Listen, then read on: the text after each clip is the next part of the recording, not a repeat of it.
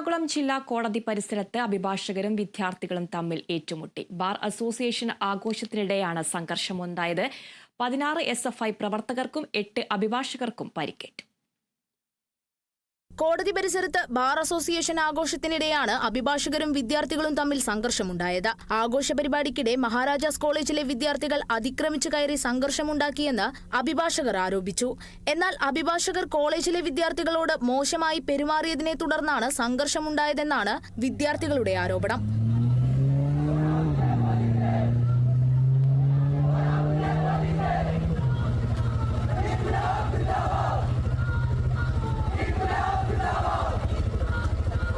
കോളേജിൽ നടക്കുന്ന പൊതുപരിപാടിയുടെ ഭാഗമായി ഇന്നലെ രാത്രിയിൽ വിദ്യാർത്ഥികൾ കോളേജിലുണ്ടായിരുന്നു.